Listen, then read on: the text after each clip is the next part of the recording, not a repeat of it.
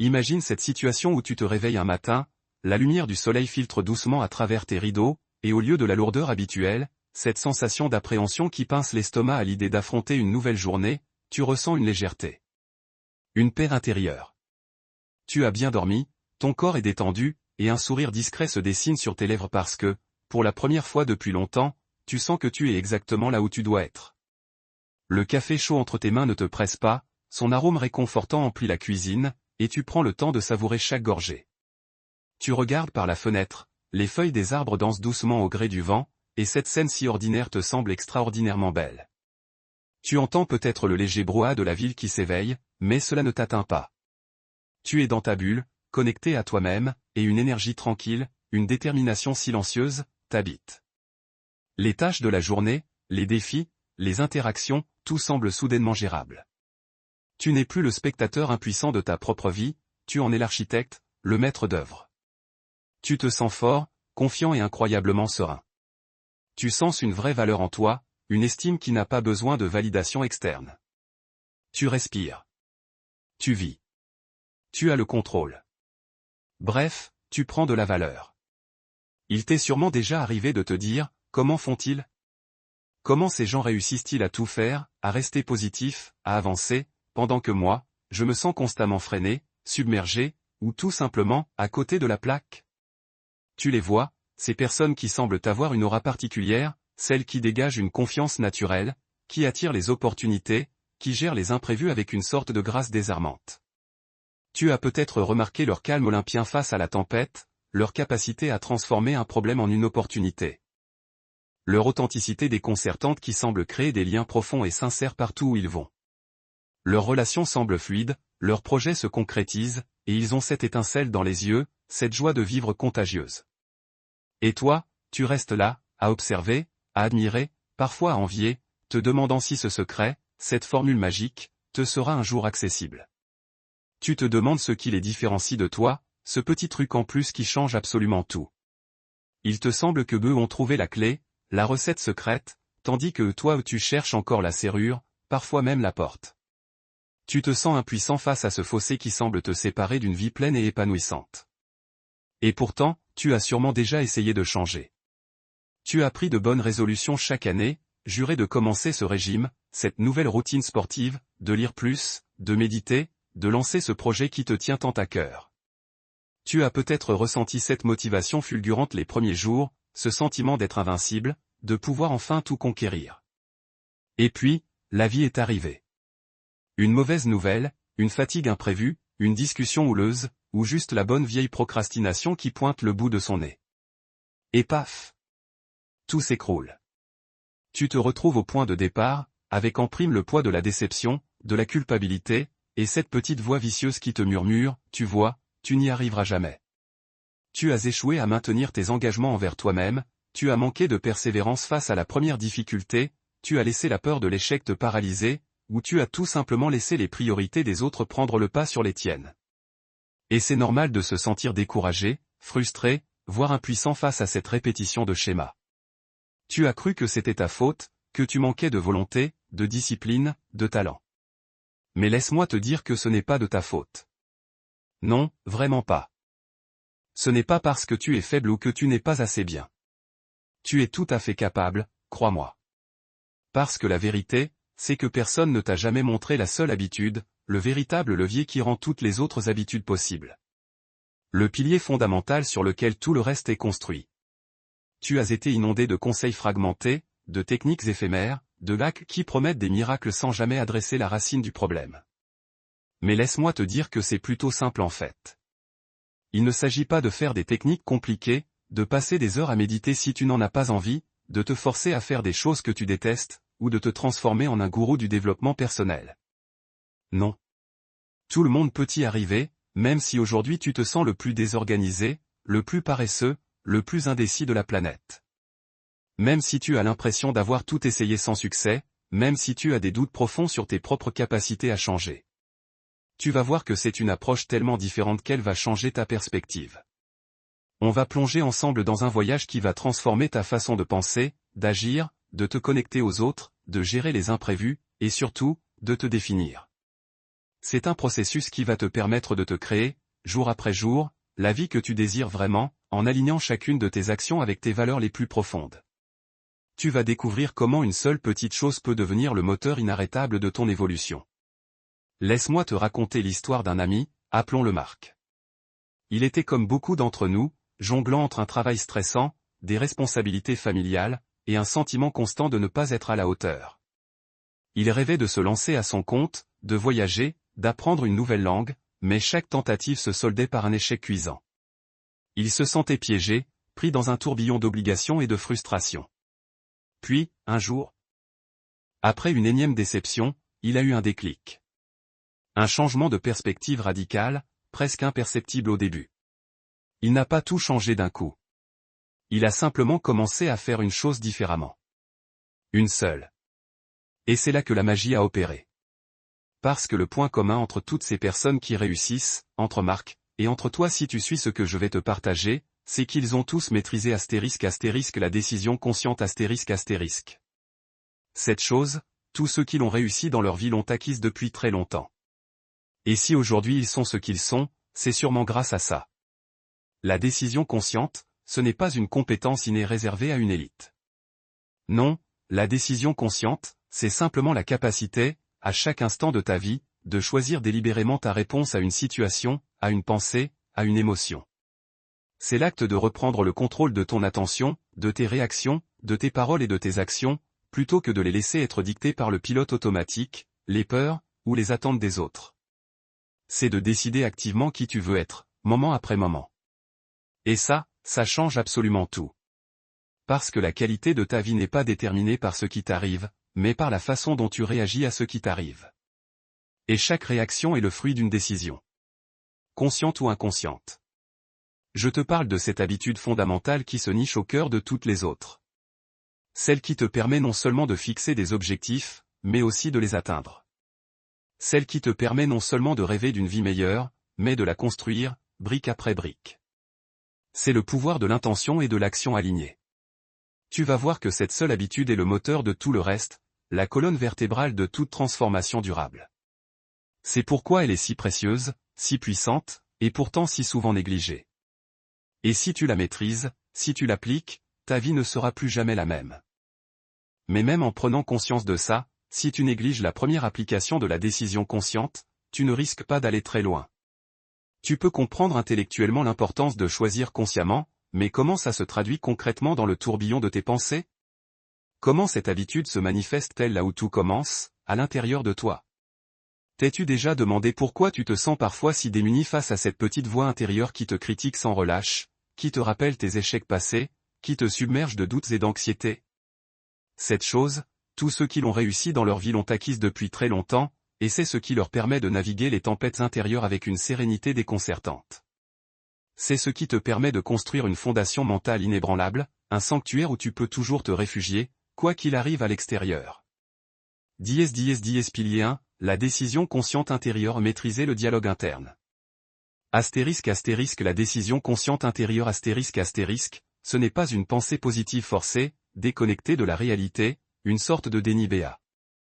Non, la décision consciente intérieure c'est simplement l'acte délibéré de choisir la qualité de ton dialogue interne.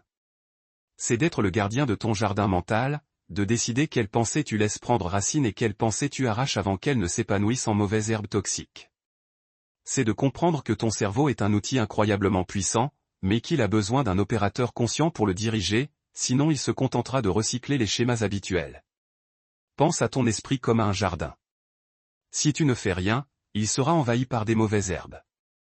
Mais si tu décides consciemment de planter ce que tu veux y voir pousser, de l'entretenir, de l'arroser, tu obtiendras un magnifique paysage. C'est exactement pareil avec tes pensées. Ton dialogue interne n'est pas un passager. C'est le conducteur de ton bus. Si tu le laisses prendre n'importe quelle direction, tu finiras n'importe où. Mais si tu décides consciemment de la destination, de l'itinéraire, tu y arriveras. C'est une question de neurologie simple, les pensées que tu nourris construisent et renforcent les chemins neuronaux correspondants. Plus tu penses négativement, plus il est facile de penser négativement. Mais l'inverse est aussi vrai. La plasticité de ton cerveau te donne ce pouvoir de choisir. C'est ton super pouvoir caché. Ce que j'entends par là, c'est que la plupart des gens font des erreurs communes avec leur dialogue interne. La première, c'est de l'ignorer complètement, de le laisser tourner en boucle comme une radio sans station, remplie de bruits parasites et de messages dépressifs. Tu sais, cette voix qui te dit « tu es nul, tu n'y arriveras pas, c'est trop dur pour toi ». La deuxième erreur, c'est d'essayer de la combattre de front, de lui crier dessus, de vouloir la faire taire à tout prix. Mais ce n'est pas une approche viable, elle reviendra toujours plus forte. Je ne te parle pas de nier tes émotions négatives, je te parle de les observer sans jugement. La troisième erreur, c'est de se laisser définir par elle. De croire que cette voix, c'est toi, alors qu'elle n'est qu'un produit de tes expériences passées, de tes peurs, de tes conditionnements.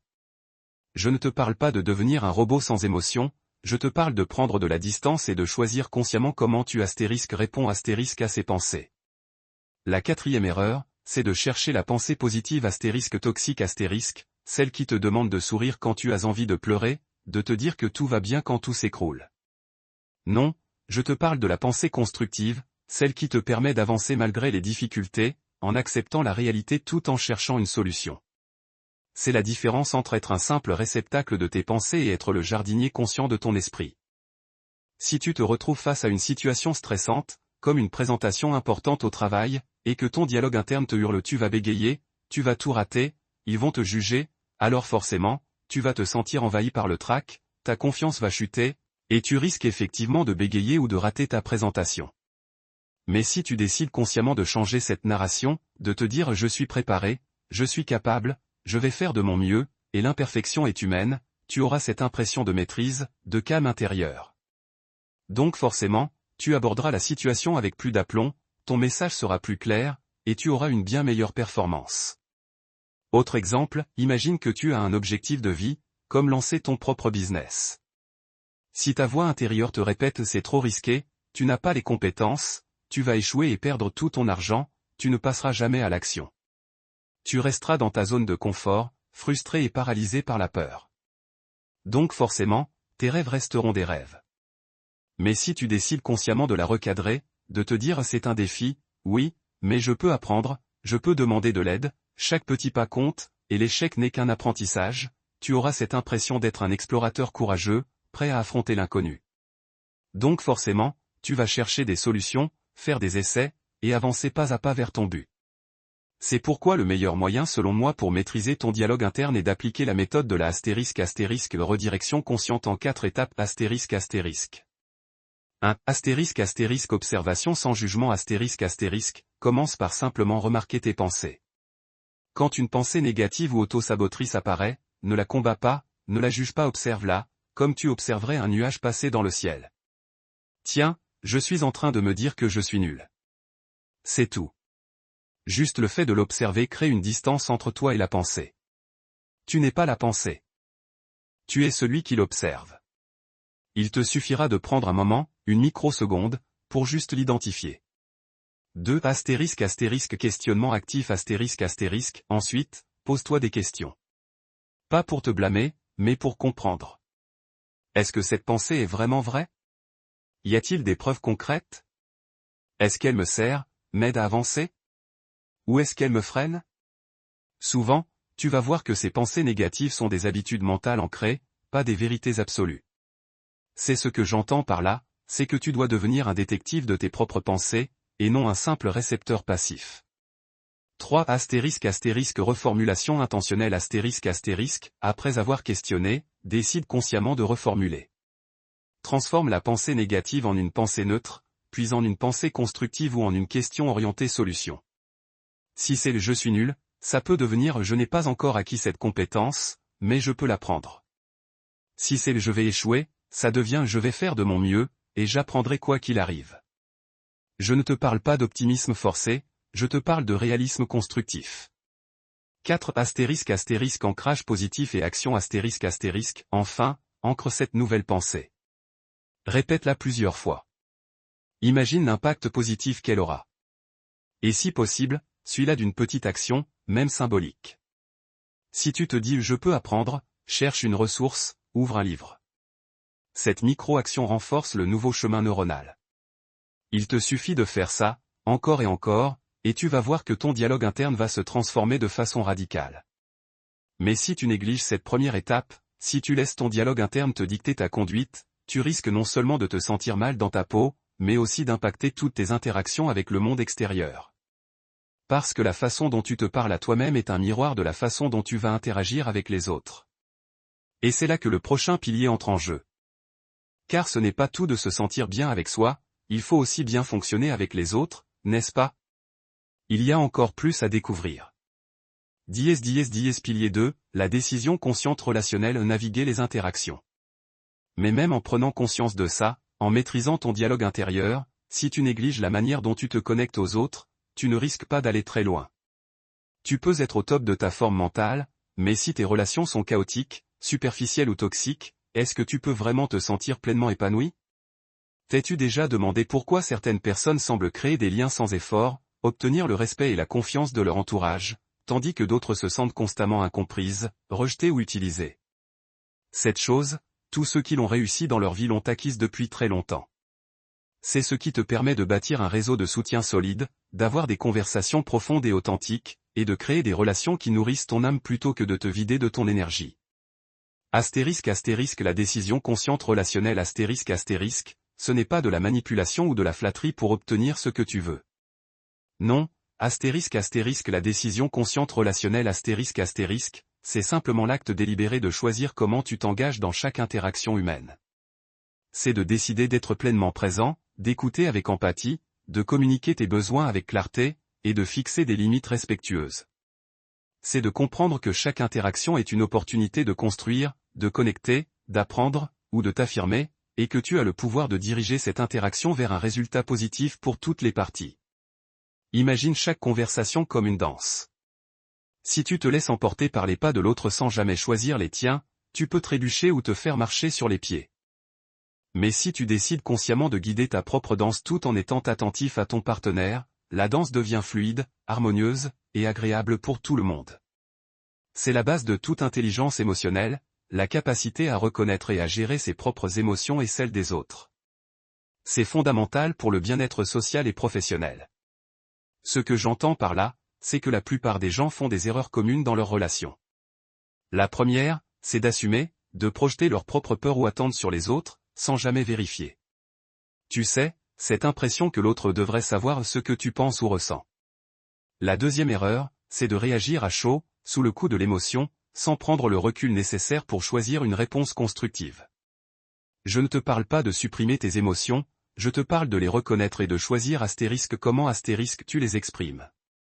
La troisième erreur, c'est d'éviter les conflits à tout prix, de peur de déplaire, de blesser, ou d'être rejeté.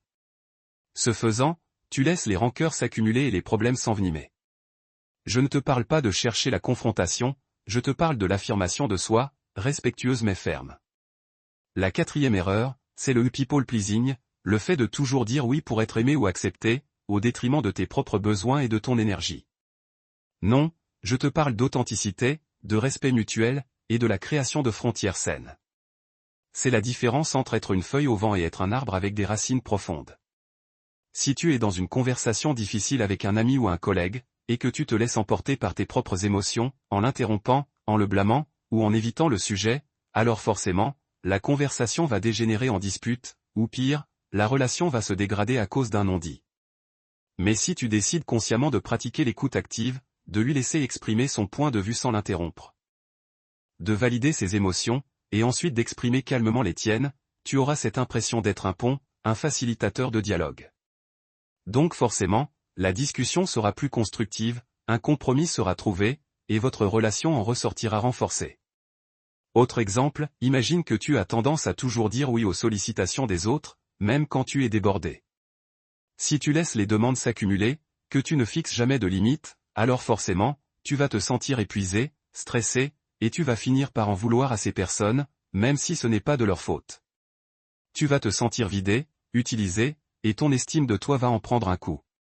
Mais si tu décides consciemment de prioriser tes besoins, de dire non de manière respectueuse mais ferme quand tu ne peux pas ou ne veux pas t'engager, tu auras cette impression d'être un souverain, le maître de ton temps et de ton énergie. Donc forcément, tu vas te sentir respecté, ton temps sera mieux géré, et tes relations seront basées sur une réciprocité saine, pas sur l'exploitation. C'est pourquoi le meilleur moyen selon moi pour améliorer tes relations est d'appliquer la méthode de la ** connexion authentique en 4 étapes ***. 1. ** écoute active et validation ** commence par te rendre pleinement disponible à l'autre. Écoute ce qu'il dit avec l'intention de comprendre, pas de répondre. Pose des questions pour clarifier. Et surtout, valide ses émotions et son point de vue, même si tu n'es pas d'accord. Je comprends que tu te sentes frustré. Il te suffira de lui montrer que tu es là, que tu l'entends vraiment. C'est le fondement de toute bonne relation. 2. ** expression de tes besoins, assertivité, ** ensuite, exprime tes propres besoins, tes sentiments et tes opinions de manière claire, calme et respectueuse. Utilise des phrases en je me sens, quand tu, et j'ai besoin que. Sois honnête sans être agressif. Je ne te parle pas de revendiquer avec force. Je te parle d'exprimer avec intégrité. C'est le je au lieu du tu. 3. ** fixer des limites claires ** décide consciemment quelles sont tes limites et communique-les clairement. Que ce soit pour ton temps, ton énergie, ton espace personnel ou tes valeurs. Je ne peux pas t'aider sur ce projet, car mon emploi du temps est déjà plein. Mais je peux te recommander quelqu'un. Je ne te parle pas de repousser les gens, je te parle de te protéger et de protéger la qualité de tes relations. C'est la base du respect de soi. 4.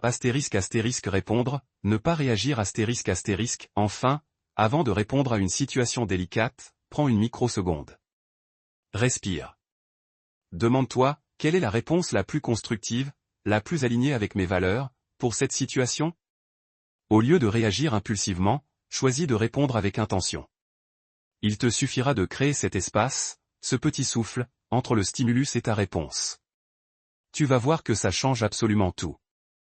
Mais si tu négliges ce deuxième pilier, même si tu es un du dialogue interne, tes relations continueront à te drainer, à te causer du stress, et à t'empêcher de déployer ton plein potentiel. Parce que l'humain est un être social, et la qualité de ta vie est intrinsèquement liée à la qualité de tes relations. Mais une fois que tu as maîtrisé ton monde intérieur et tes interactions, il reste une dimension cruciale à adresser, comment cette décision consciente se manifeste-t-elle dans tes actions quotidiennes, dans la structure de ta vie?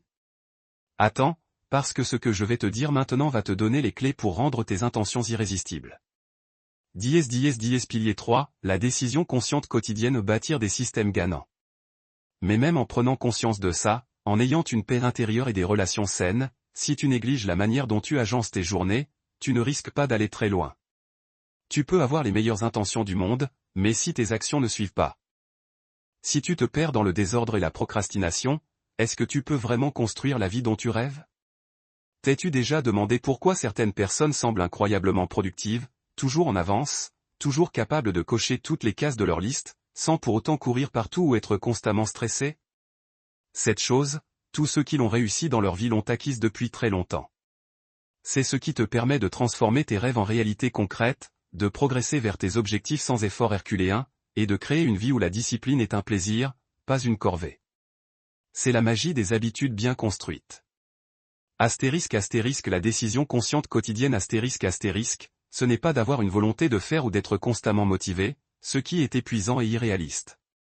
Non, ** la décision consciente quotidienne ** c'est simplement l'acte délibéré de concevoir ton environnement et tes routines de manière à ce que les bonnes actions soient faciles et les mauvaises difficiles.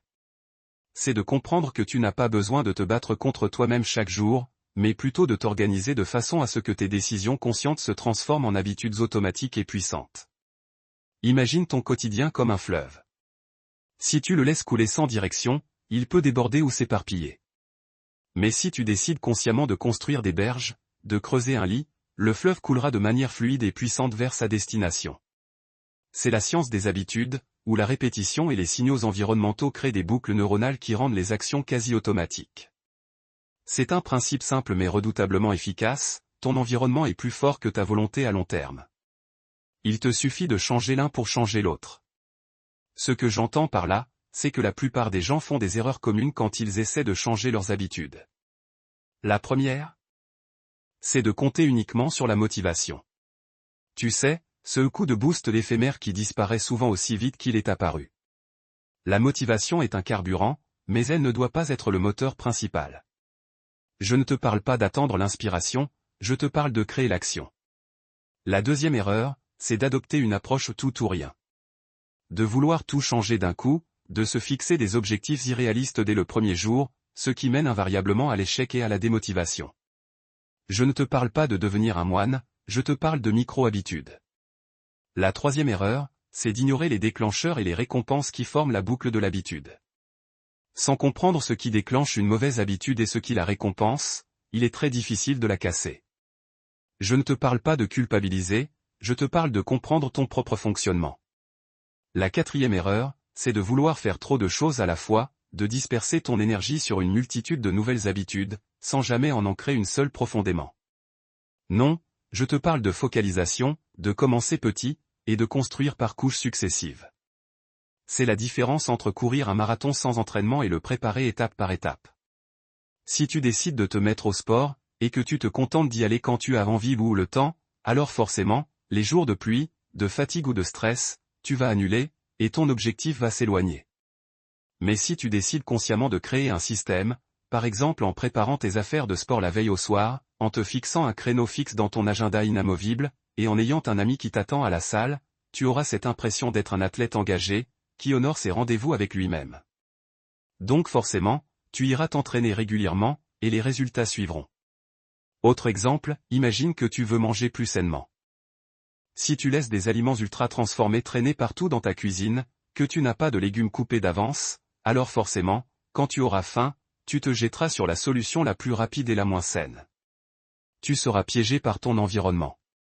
Mais si tu décides consciemment de réorganiser ta cuisine, de faire des courses ciblées, de préparer tes repas à l'avance, ce qu'on appelle le meal prep, et de ne laisser aucune tentation à portée de main, tu auras cette impression d'être un chef cuisinier de ta propre santé, maître de tes choix alimentaires. Donc forcément, tu vas manger plus sainement, te sentir plus énergique, et atteindre tes objectifs de bien-être sans avoir à lutter constamment. C'est pourquoi le meilleur moyen selon moi pour construire des habitudes durables est d'appliquer la méthode de la ** micro-ingénierie des habitudes en 4 étapes ***. 1. Identifier l'habitude clé et le micro-pas ***. Commence par une seule habitude, une qui aura un effet de levier sur d'autres aspects de ta vie, par exemple, te coucher plus tôt. Et ne te fixe pas un objectif énorme, mais un micro-pas que tu peux faire même quand tu es fatigué. Par exemple, au lieu de lire 30 minutes, dis-toi lire une phrase. Il te suffira de trouver le point d'entrée le plus petit et le moins intimidant. 2. Ancrage et empilement d'habitudes ***. Ensuite, ancre cette nouvelle habitude à une habitude existante. Après avoir brossé tes dents, habitude existante, tu liras une phrase. Ou après ton café du matin, tu feras une minute d'étirement. C'est ce qu'on appelle l'empilement d'habitudes. Je ne te parle pas de réorganiser toute ta vie, je te parle d'insérer des petits changements dans ton quotidien existant. C'est une progression logique et fluide. 3. Créer un environnement propice ***. Décide consciemment de modifier ton environnement pour rendre l'habitude facile et l'anti-habitude difficile. Si tu veux lire plus, laisse un livre ouvert sur ta table de chevet. Si tu veux moins de réseaux sociaux, supprime les applications de ton téléphone ou mets-les dans un dossier difficile d'accès. Je ne te parle pas de volonté, je te parle de design d'environnement. Il te suffit de rendre le bon choix le plus évident possible. 4. Suivi et ajustement ***. Enfin, suis tes progrès, même les plus petits. Un simple calendrier avec une croix chaque jour où tu as fait ta micro-habitude. Et si tu rates un jour, ce n'est pas grave. C'est normal. L'important est de ne pas rater 2 jours de suite. Ajuste si nécessaire. Tu vas voir que cette persévérance dans la simplicité va te donner des résultats incroyables. Il te suffira de le faire, encore et encore, sans te juger. Mais si tu négliges ce 3e pilier, même si tu as la tête pleine de bonnes intentions et un carnet de contacts bien rempli, tu te sentiras constamment frustré par ton manque de progression concrète. Parce que les rêves ne se réalisent pas juste en y pensant, ils se réalisent par des actions répétées. Et ces actions, elles doivent être systématisées. Mais que se passe-t-il quand tes systèmes, aussi bien construits soient-ils, rencontrent un mur? Que faire quand la vie t'envoie un coup dur imprévu? C'est là que le prochain pilier entre en jeu, car être fort ne signifie pas ne jamais tomber, mais toujours savoir comment se relever. Pilier 4, la décision consciente face aux obstacles, l'art de la résilience. Mais même en prenant conscience de ça, en bâtissant des habitudes solides et en maîtrisant ton quotidien, si tu négliges la manière dont tu gères les inévitables coups durs, tu ne risques pas d'aller très loin. La vie n'est pas un long fleuve tranquille. Elle te mettra au défi, te bousculera, te fera douter. Et si tu n'es pas préparé à ces obstacles, même les systèmes les mieux rodés peuvent s'effondrer. T'es-tu déjà demandé pourquoi certaines personnes semblent rebondir après chaque échec? En tirer des leçons et en ressortir plus fortes, tandis que d'autres se noient dans la déception, la victimisation ou l'amertume. Cette chose, tous ceux qui l'ont réussi dans leur vie l'ont acquise depuis très longtemps. C'est ce qui te permet de transformer les épreuves en opportunités de croissance, de maintenir ton cap même quand le vent souffle fort, et de devenir une personne inébranlable, non pas parce que rien ne t'atteint, mais parce que tu as choisi consciemment comment tu réponds à ce qui t'atteint. La décision consciente face aux obstacles ce n'est pas d'être optimiste de façon béate, de nier la douleur ou de faire semblant que tout va bien quand tout s'écroule.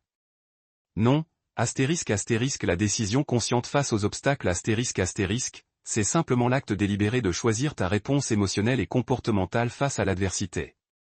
C'est de comprendre que la douleur est inévitable, mais que la souffrance est un choix. C'est de décider de ne pas laisser un échec te définir, mais plutôt de le transformer en un tremplin. Imagine que tu es un arbre. Si tu es rigide, la tempête peut te briser. Mais si tu es flexible, si tu peux te plier sans rompre, tu traverseras la tempête et en ressortiras plus fort, tes racines plus profondes. C'est la résilience, cette capacité à s'adapter, à se réparer et à se renforcer après un choc. Sur le plan psychologique, cela active des mécanismes de défense positifs, des stratégies de coping qui te permettent de ne pas te laisser submerger par le stress. Tu vas voir que ce n'est pas la situation qui est le problème, mais ta réaction. Ce que j'entends par là, c'est que la plupart des gens font des erreurs communes face aux obstacles. La première, c'est de tomber dans la victimisation, de se plaindre et de blâmer les circonstances, la chance, ou les autres pour leur malheur. Tu sais, cette posture qui te décharge de toute responsabilité, mais qui te prive aussi de tout pouvoir d'action. La deuxième erreur, c'est de donner de l'importance à ce qui ne dépend pas de toi. Tu ne peux pas contrôler les événements extérieurs, mais tu peux contrôler ta réaction. Je ne te parle pas d'indifférence, je te parle de discernement. La troisième erreur, c'est d'ignorer ou de réprimer tes émotions difficiles, de faire comme si de rien n'était, ce qui ne fait que les enfouir et les rendre plus puissantes à long terme. Je ne te parle pas de te laisser submerger, je te parle d'accueillir et de traverser tes émotions. La quatrième erreur, c'est d'abandonner trop tôt, de laisser le premier revers te convaincre que ce n'est pas fait pour toi, que tu n'es pas assez bon. Non, je te parle de persévérance, d'un pas après l'autre, même petit. C'est la différence entre être un roseau faible et être une force adaptable de la nature. Si tu fais face à un échec professionnel majeur, comme la perte d'un client important ou un projet qui échoue lamentablement, et que tu te laisses aller à la déprime, à la culpabilité, à la rumination constante, alors forcément, tu vas te sentir vidé, incapable de reprendre le dessus, et tu risques de te paralyser dans l'inaction. Tu vas te dévaloriser, et ta confiance en toi va s'effriter. Mais si tu décides consciemment d'accepter ce qui s'est passé, de prendre du recul, d'analyser ce qui a fonctionné et ce qui n'a pas fonctionné sans te juger, et d'en tirer des leçons pour le futur, tu auras cette impression d'être un chercheur, un explorateur qui apprend de chaque expérience. Donc forcément, tu vas rebondir plus vite, avec plus de sagesse, et la prochaine opportunité te trouvera plus préparé. Autre exemple, imagine que tu traverses une rupture amoureuse difficile. Si tu te laisses submerger par la tristesse, la colère, l'amertume, que tu te coupes du monde et que tu rumines sans fin, alors forcément, ton énergie va chuter, ta santé mentale va se détériorer, et ton processus de guérison sera long et douloureux. Mais si tu décides consciemment d'accueillir tes émotions, de demander du soutien à tes proches, de te concentrer sur ta propre reconstruction et sur les leçons à tirer de cette expérience, tu auras cette impression d'être un guerrier blessé, qui pense ses plaies pour mieux repartir au combat de la vie. Donc forcément, tu vas traverser cette épreuve avec plus de dignité, tu en ressortiras plus fort, avec une meilleure connaissance de toi-même et de ce que tu attends d'une relation. C'est pourquoi le meilleur moyen selon moi pour développer une résilience inébranlable est d'appliquer la méthode de la ** réponse consciente face à l'adversité en 4 étapes ***. 1. Acceptation radicale de la réalité ***. Commence par reconnaître et accepter pleinement ce qui s'est passé. Pas de déni, pas de si seulement. Juste l'observation de la réalité telle qu'elle est, même si elle est douloureuse. Ok, ça s'est passé. C'est ma réalité maintenant. Il te suffira de lâcher prise sur l'idée de ce qui aurait dû être pour te concentrer sur ce qui est. 2 réattribution et apprentissage objectif ***. Ensuite, pose-toi des questions non pas pour te blâmer, mais pour apprendre. Qu'est-ce que j'ai appris de cette situation? Qu'est-ce que j'aurais pu faire différemment? Quelles sont les choses qui ne dépendaient pas de moi? Il te faudra te concentrer sur les leçons, pas sur les regrets. Je ne te parle pas de minimiser la douleur, je te parle de l'utiliser comme un carburant pour ta croissance future. 3 demander de l'aide et se connecter décide consciemment de ne pas traverser cette épreuve seule. Parle-en à quelqu'un en qui tu as confiance, un ami, un mentor, un professionnel. Le simple fait de partager tes émotions et tes difficultés peut alléger une partie du fardeau. Je ne te parle pas de faiblesse, je te parle de force de caractère, car demander de l'aide est un acte de courage. Il te suffit de tendre la main. 4 l'action du prochain petit pas enfin. Une fois que tu as accepté, appris et partagé, décide consciemment du prochain petit pas que tu peux faire pour avancer. Même si c'est minuscule. Une tâche simple, un objectif facile à atteindre. Ce micro-pas va recréer du mouvement, de l'élan, et te redonner un sentiment de contrôle. Tu vas voir que c'est en enchaînant ces micro-pas que tu vas reconstruire ton chemin. Il te suffit de te remettre en mouvement, même lentement, mais sûrement.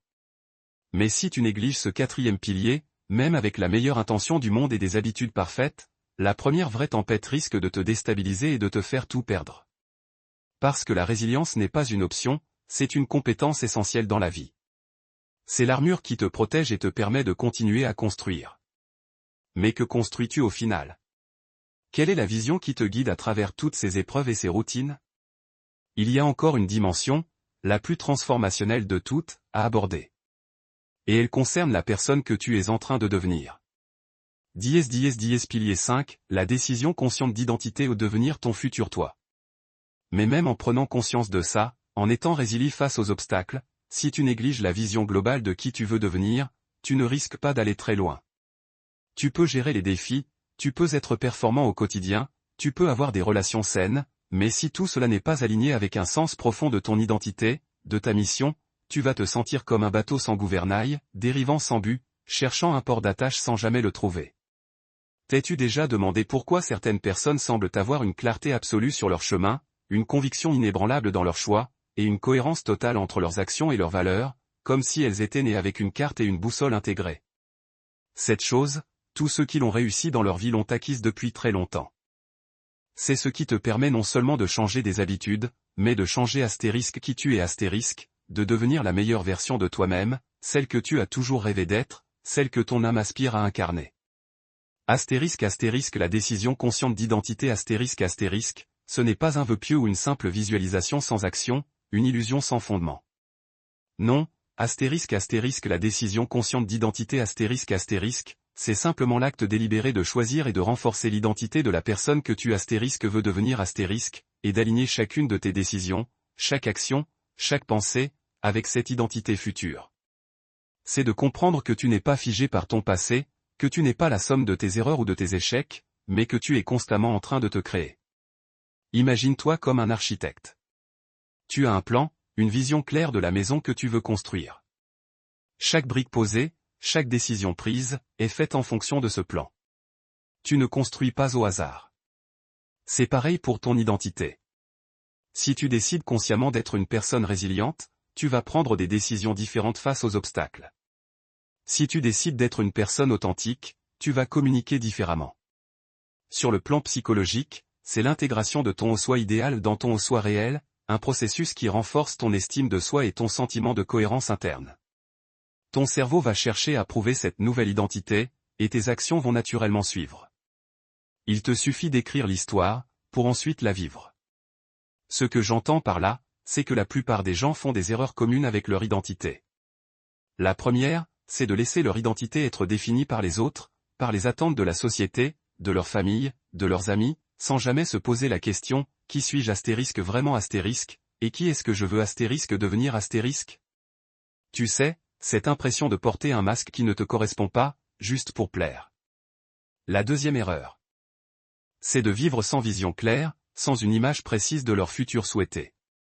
Sans destination, n'importe quelle route fera l'affaire, et tu risques de te perdre en chemin. Je ne te parle pas d'avoir un plan rigide, je te parle d'avoir une direction claire. La troisième erreur, c'est de laisser le passé définir le futur. De se dire j'ai toujours été comme ça, je ne suis pas capable, en se basant sur des expériences passées, plutôt que sur le potentiel illimité du présent. Je ne te parle pas de nier ton histoire, je te parle de la transformer en force. La quatrième erreur, c'est de vouloir changer les actions sans d'abord changer l'identité. Tu ne peux pas devenir un marathonien si tu ne t'identifies pas d'abord comme un coureur. L'identité est le moteur, l'action est la preuve. Non, je te parle d'ingénierie identitaire, de construire activement la personne que tu es. C'est la différence entre être une statue de pierre et être un sculpteur de sa propre essence. Si tu veux devenir un leader charismatique et influent, mais que tu continues de te voir comme quelqu'un de timide, d'incapable de parler en public, et de toujours suivre les autres, alors forcément, tes actions seront incohérentes avec tes aspirations. Tu éviteras les opportunités de leadership, tu resteras en retrait, et tu ne développeras jamais les compétences nécessaires. Tu seras piégé par ta propre perception.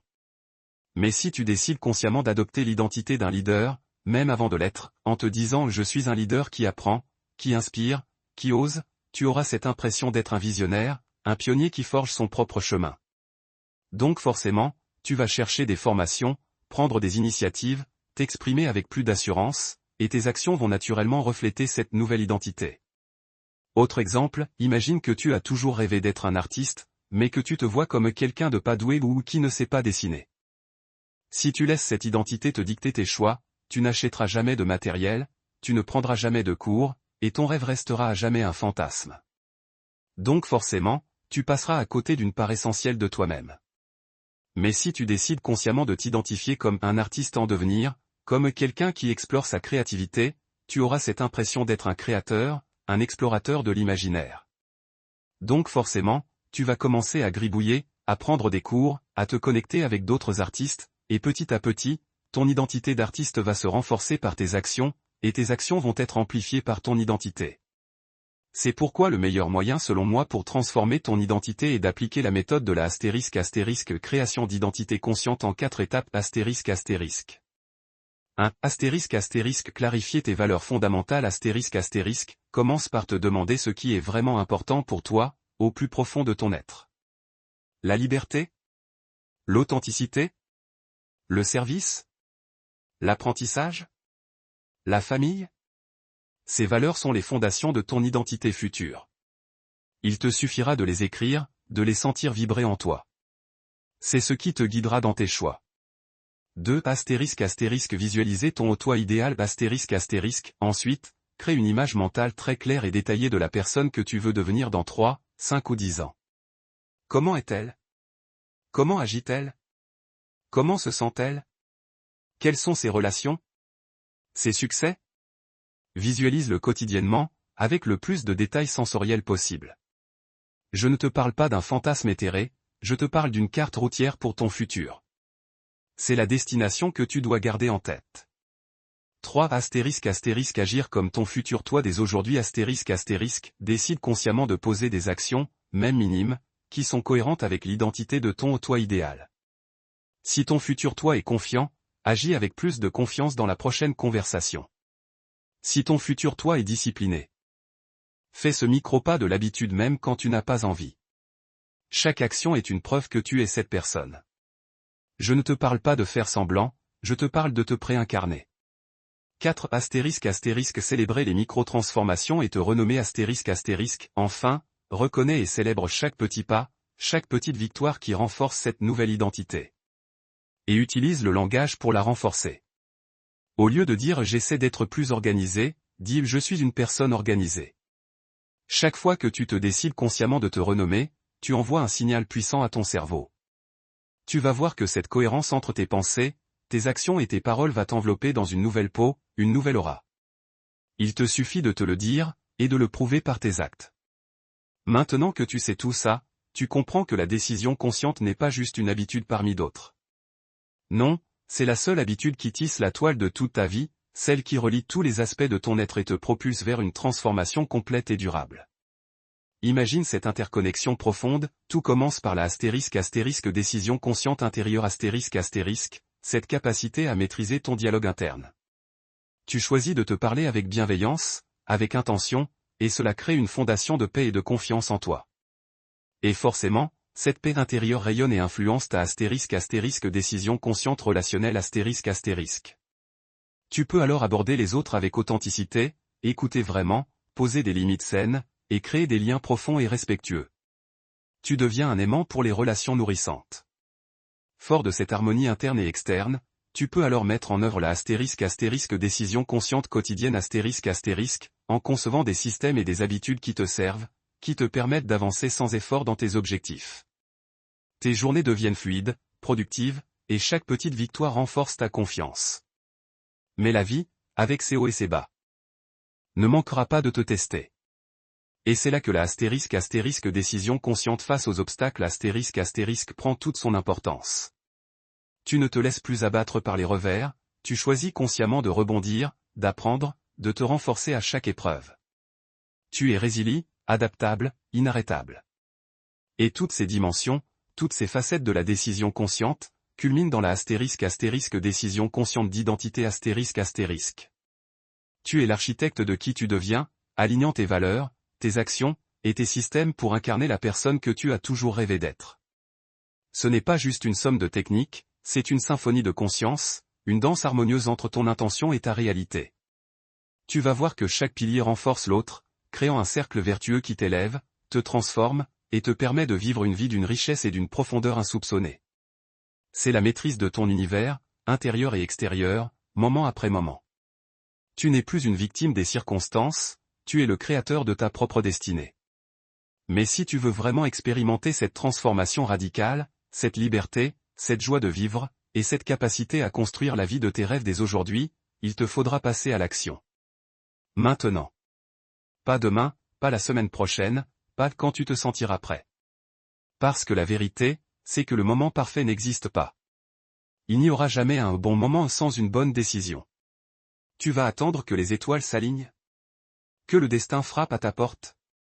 Ou vas-tu décider de devenir toi-même le destin, la force motrice de ta propre existence? Vas-tu laisser cette information que tu viens de recevoir se dissiper dans le flot infini des contenus que tu consommes? Ou vas-tu t'en emparer, la faire tienne, et l'utiliser comme le catalyseur de ta nouvelle vie? Je ne te parle pas d'un effort surhumain, je te parle d'une succession de micro-décisions conscientes. Chaque fois que tu observes une pensée négative et que tu choisis de la reformuler, tu t'affermis. Chaque fois que tu écoutes vraiment quelqu'un, tu construis un pont. Chaque fois que tu fais ce micro-pas d'une habitude, tu te rapproches de tes objectifs. Chaque fois que tu te relèves après une chute, tu deviens plus fort. Et chaque fois que tu agis comme la personne que tu veux devenir, tu le deviens un peu plus.